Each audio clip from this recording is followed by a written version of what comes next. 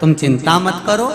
चंद्रदेव को बुलाया, उनसे निवेदन करा, ये आप क्या कर रहे हो? चंद्रदेव, आप एक पर अपना स्नेह रखते हो, बाकी के सब पर स्नेह नहीं होता। चंद्रदेव ने कहा आगे से गलती नहीं होगी। सारी रानियों पर बराबर का स्नेह करा। थोड़े दिन बाद चंद्रदेव वापिस वैसे की वैसे ही हो गए। रोहिणी पर उनका स्नेह प्रबल हो गया। फिर वापिस उन्होंने सब पर स्नेह करना बंद कर दिया। शिव कथा कह रहे,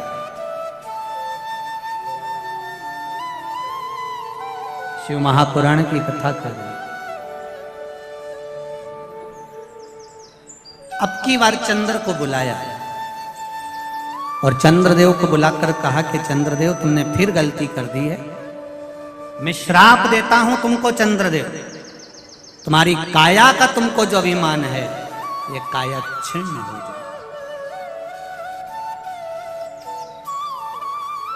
चंद्रदेव की काया छिन्न हो रही, टपक रही।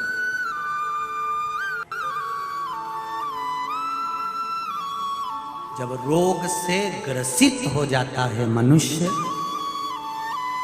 किसी का एक्सीडेंट हो गया, कोई रोग आ गया, कोई बीमारी आ गई, तब उसको याद आता है कि मुझे शिव की शरण जाना।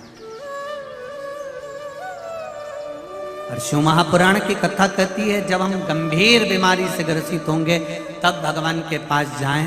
उससे अच्छा है शरीर में अगर थोड़ा भी रोग आया है तो हम उससे पहले ही क्यों ना भगवान की भक्ति में डूब जाएं, भगवान की शरण में चलें। बहुत पत्र हैं, इन पत्रों में लिखा है, बहुत सी पत्रों में किसी का एक कैंसर वाला पत्र आया है कि कैंसर जैसी बीमारी हो गई थी, पर बाबा ने कृपा कर कर हमारे कैंसर को ठीक कर दिया। यहां तक पत्र है। पत्र बहुत है। चंद्रदेव रो रहे हैं, शरीर में कष्ट हो गया।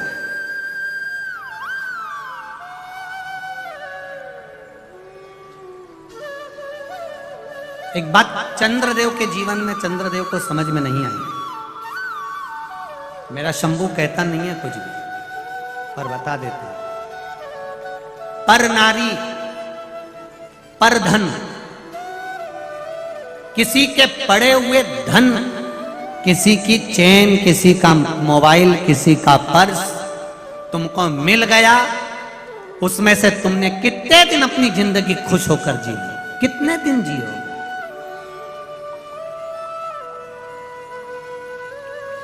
फिर वापिस वही रोना जिंदगी का, और उससे अधिक रोना जीवन का है, और ज्यादा रोना। पर धन पर नारी पर जब गलत दृष्टि दी जाती है तो यह निश्चित है कि व्यक्ति को रोना तो पड़ता है।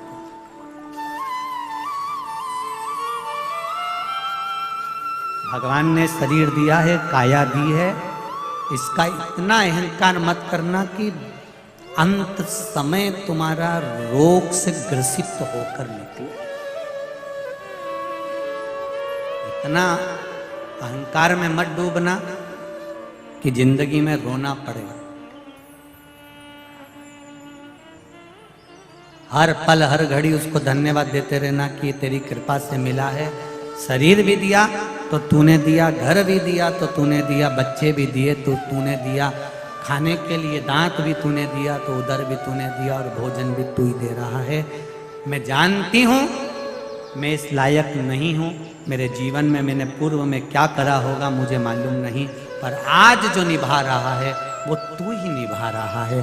मेरा महाकाल, मेरा महादेव निभा, कोई दूसरा नहीं। काया खराब हो गई चंद्रदेव की। इतना अभिमान था चंद्रदेव को, मेरा तेज, मेरा तेज, मेरा तेज। यहां तक चंद्रदेव ने कह दिया था कि सूर्य तू चमकता है तो मेरे तेज से चमकता है। चंद्रदेव ने एक दिन भगवान विष्णु से भी कह दिया था, तुम्हारे शरीर पर जो तेज है और वैकुंठ में तेज है वो मेरी ओर से। चंद्रदेव ने एक बार गुरु बृहस्पति जी से कह दिया था, संपूर्ण ब्रह्मांड में जितने ग्रह चमक रहे हैं ये चंद्र से चमक रहे हैं। चंद्र के सिवा किसी की सामर्थ्यता नहीं कि कोई चमक जाए। चंद्र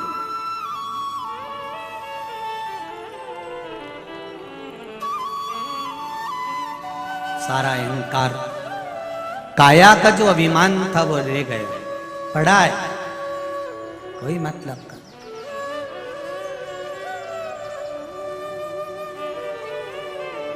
पड़ा है। ब्रह्मा जी के पास में सूचना पहुंची तो ब्रह्मदेव ने नारद जी से कहा, नारद चंद्रदेव से कहो कि शिवलिंग का निर्माण करे और उसकी पूजन करे। समय पूछा गया, शिवजी के पूजन का समय क्या रखा जाए? ब्रह्मा जी ने कह दिया, चंद्रदेव से कह दो संसार में जन्म लेने वाले मनुष्य का मौत का समय बता दो कि मरेगा कब। जब इंसान को मृत्यु का समय नहीं मालूम कि कब मरेगा तो पूजन का समय क्या पूछना। हर पल दिन रात भगवान की भक्ति ऐसे करो कि मैं अगले पल जीवित रहूंगा कि नहीं रहूंगा। जब मौत का ठिकाना नहीं तो मरने का क्या ठिकाना, भजन का क्या ठिकाना। कोई कहता भगवान का भजन दिन में करो रात में मत करो, कोई कहे शाम को करो सुबह मत करो, कोई कहे अभी करो बाद में मत करो। सबकी सुनो। पर शिव महापुराण कथा कह रही है कि कब मरोगे तुमको मालूम है क्या? जब तुम्हें मरने का नहीं मालूम है, मालूम पड़े रोटी खाता खाता लुढ़क गया तो उससे पहले ही शंकर का भजन कर लो, उससे पहले ही एक लोटा जल चढ़ा लो, उससे पहले ही शिव की भक्ति कर लो, भगवान का भजन कर लो, राम का लो, कृष्ण का लो, शिव का लो। मृत्यु का ठिकाना नहीं है कि कब मरोगे। तो भजन का भी कोई समय नहीं है, तुम्हारी मर्जी पड़े तब करो, पर शिव का भजन।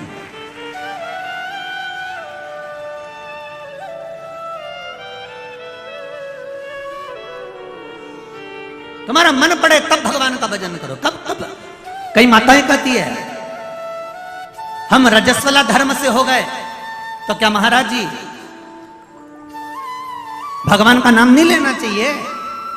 हम कहेंगे मंदिर मत जाओ, हम कहेंगे देवालय मत जाओ, हम कहेंगे भोजन मत बनाओ, हम कहेंगे पूजन मत करो, पर हम ये कभी नहीं कहेंगे कि तुम भगवान का नाम मत लो। हर घड़ी, हर पल, हर क्षण, हर समय तुम्हारा जब मन पड़े तब भगवान का नाम लो। भगवान के नाम लेने के लिए कभी भगवान ने मना नहीं करा कि मेरा नाम मत लो। जैसे उदर भरने के लिए भोजन जरूरी है, आत्मा की तृप्ति के लिए भजन जरूरी। क्या में सूतक लग गई, सावड़ लग गई, घर में बच्चा हो गया या कोई मर गया तो क्या हम भगवान का नाम नहीं ले? कौन मना करता है कि भगवान का नाम ना लो? पूजन मत करो, मंदिर मत जाओ, आरती पूजन का स्मरण मत करो, पर नाम तो लो। नाम लेने में कोई मना नहीं। जपते रहो भगवान का नाम हर पल हर घड़ी। चंद्रदेव ने पूछा शिव जी की आराधना कब? तेरा मन पड़े तब कर, 24 घंटा शिव की स्तुति कर। चंद्रदेव ने शिवलिंग बनाया, पूजन करी, रोज पूजन करते, रोज अर्चना करते, रोज विनती करते। शिव जी प्रकट हो गए, एक कुंड चंद्र कुंड प्रकट हो गया। उस कुंड से शंकर भगवान प्रकट हो गए। प्रकट होकर कहा ले इस कुंड में स्नान कर, तेरा चर्म रोग समाप्त हो जाएगा। चंद्र कुंड में चंद्र ने स्नान करा, रोग समाप्त हो गया। रोग समाप्त हुआ, चंद्रदेव ठीक हुए, भगवान सोमेश्वर महादेव के रूप में विराजमान हो गए। बोल सोमनाथ भगवान की। 12 ज्योतिर्लिंग में प्रथम ज्योतिर्लिंग सोमनाथ, जहां पर चंद्र कुंड है। जिस सोमनाथ जी के पास में भगवान शंकर के उस धाम के पास में भगवान कृष्ण भी आकर अपने प्राणों को त्यागना चाहते हैं, क्योंकि वहां से मैं मुक्त हो जाऊंगा।